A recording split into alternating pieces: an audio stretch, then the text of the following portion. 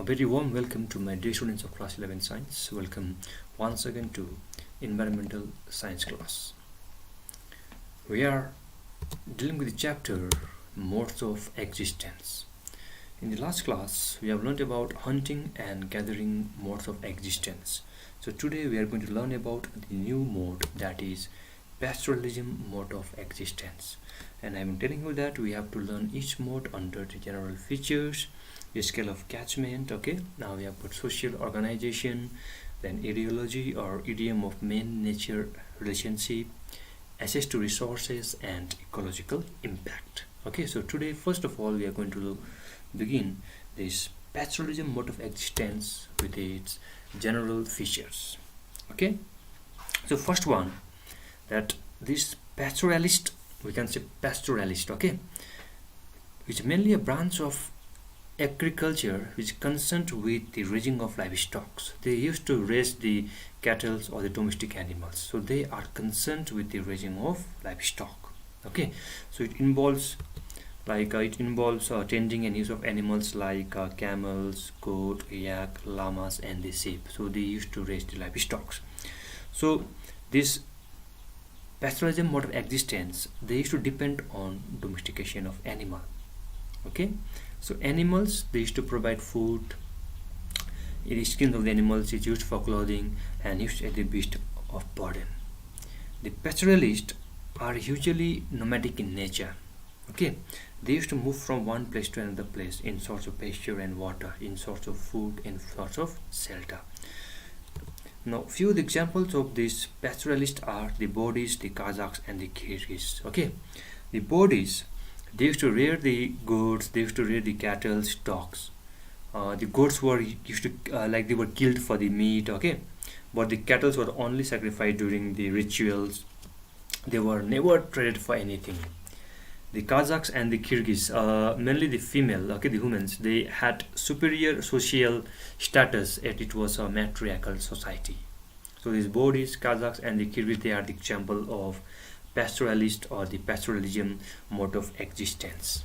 Okay, now let's go to the next one, which is called the social organization of pastoral mode of existence. Now, pastoralism is found in many variations throughout the world. Okay, it is found in many variations throughout the world, throughout the globe. So each pastoralist occurred in different context with different adaptations. That's why there is no specific form of social organization associated with pastoralism, because they have got different context, they have got different mode of adaptation, since they used to occur in different variation throughout the world. So there is no proper social organization which can be seen in pastoralism mode of existence. All right, and the societies, okay, pastoralist societies are often, they are observed, they are organized into tribes. Okay, with the household,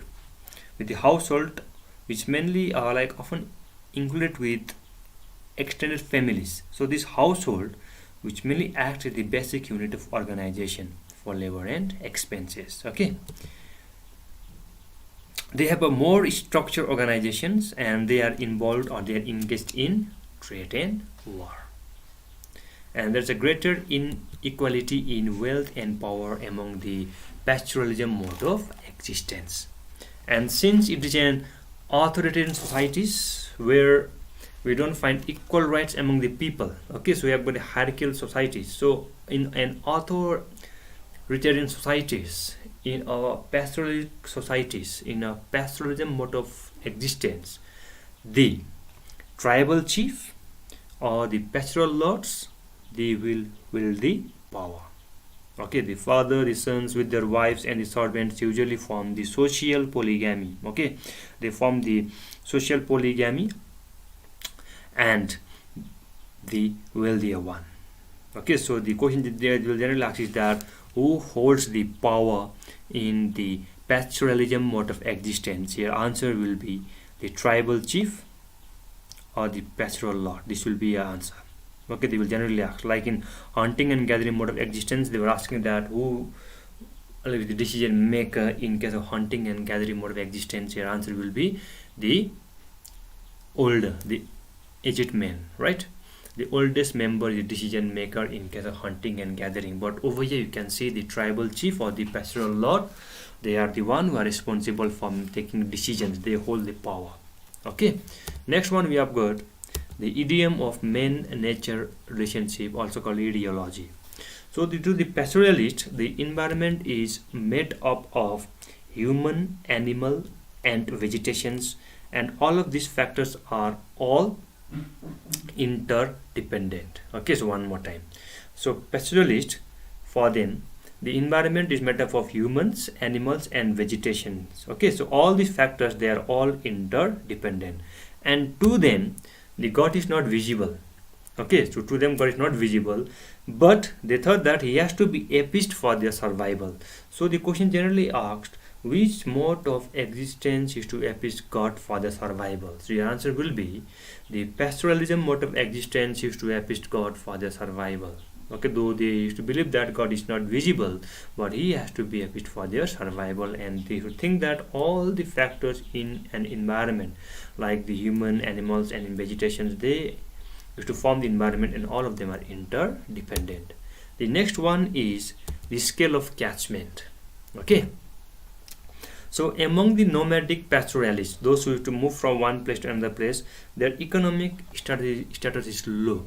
Those who are nomadic, okay, those who used to move from one place to another place for pasture and for food, for water, their economic status is low. Okay, and although they were more organized than the hunting and gathering, okay, they were more organized than the hunting and gathering, but they were also not able to make full use of the product that was obtained from the nature. So they were also not able to make the full use of the nature.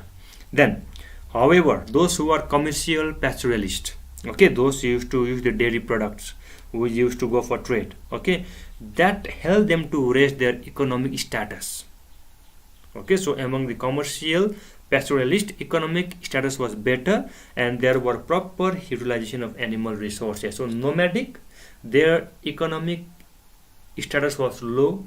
They were not able to use the natural resources in a proper way, but those who are commercial pastoralists, they have got better economic status compared to the nomadic one. Okay, and they were also able to properly utilize the animal resources. Okay, next one is access to resources. So pastoralism takes place mainly in marginal areas where cultivation is not possible. Animals forages on this land, and everything the humans cannot cultivate, okay, or utilize.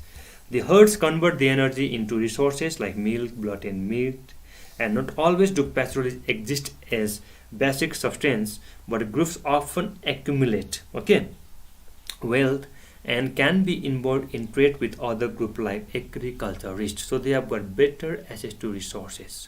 So only those areas which are not cultivated, which are marginal land, were utilized by them, and for animal foraging also. Okay, and herds have got the power to change the energy into milk, okay, into meat and blood, and groups, they also involved in trade with other groups like agricultural mode of existence that we are going to learn in next class. Okay. Now next one is the impact on environment, or the ecological impact. What was the impact on the environment? Now, the pastoralists used to domesticate animal. They used to rear livestock, so they were mainly domesticating the animal, the herbivore. So they have got higher population density of the domesticated herbivore, okay, compared to the wild one. Now, to extend the pastures, okay, to extend the pastures, the forests were often clear. And to clear the forest, they sometimes use the fire also. And also to feed the domestic animals, they have got this practice of selective looping. Selective looping means like those particular plants which can be given as a feed for the plants were only been cut down. Okay, they are being given to the animals, so they are being cut down. Okay, so like for example, the branch of elm trees, ELM trees, the branch of elm trees were being cut and they were used as fodder, and this mainly resulted in the decline in the number of elm trees. So this is called selective looping. Only those plants, those branches of the plants which has been given to the animal as a fodder are being cut down. So due to this selective looping, the number of plants which has been given as the fodder to the plants has been declined in number. Okay. Next point said that favoring a particular genetic variety, they result in the extinction of other endangered species, because only a particular species was being conserved, was being reared by those pastoralists, due to which the other species was being extinct. Deforestation was there. Okay, so due to deforestation, there were loss of biodiversity, and there was increasing rate of soil erosion. Okay, mainly due to deforestation. So there was loss of biodiversity and there was soil erosions. Overgrazing also causes barren land in the long run. And also, in order to protect the domestic varieties, a large number of predators were killed. Okay, so to protect the domestic herbivore, the domestic animals, so they were killing the predators. So predators were killed in order to protect their livestock. Like we can say the wolf, the golden eagle, the Tasmanian wolf, they were being hunted up to the point of extinction, just simply to protect their livestock. Okay, and the population of wild herbivore, were also being declined in order to reduce the competitions for the domestic herbivore. Okay, so why? Because when the number of herbivore keeps on increasing, there will be competition for them for the food. Okay, so this pastoral, what we are doing, in order to protect their domesticated herbivore, they were killing the wild herbivore also, and that was leading to their extinction. So today we have learnt about the pastoralism mode of existence. Okay, where we have learnt about general features, we have learnt about their scale of catchment, we can say, okay, etiology, we can say, access to resources, the social organization, and the impact on environment. We learned that this pastoralism, they used to rear the livestock, they used to rear the they used to domesticate the animals. Okay, and we have just learned that we have got nomadic pastoralist and the commercial pastoralist. The nomadic pastoralist, they have got low economic status, whereas those who are commercial, they have got better economic status. In terms of society, they don't have a well organized society, because they are found in different variation in different globe all over the world, we can say, and they have got different adaptations. So that's why we are not getting a better social organization in case of pastoral mode of existence. Then we learn that the power is mainly given to the tribal chief or the pastoral lord in case of this pastoralism mode of existence. Then the thought of environment, that environment is mainly composed of animals, humans, and the vegetations, and all of them are interdependent. And they thought that the god is not visible, that he has to be a piece for their survival. Okay, then we learned that they were also not able to use the resources properly, like that of the hunting and gathering, though they were well organized, we can say, but they're also not able to use those resources in a proper manner. Okay, then impact on environment, since they were raising the livestock, so they were mainly killing the wild animals, the predators, they were killing the herbivore, the wild herbivore also, to protect their livestock. And they were going for deforestation, they were using the forest fire, due to which there was loss of biodiversity, there was soil erosions. So biodiversity was being lost in case of pastoralism mode of existence also. Okay, so this was the today's class. In the next class, we will begin with the agricultural mode of existence. So this was the today's class. See you in next class. Thank you and take care of yourself.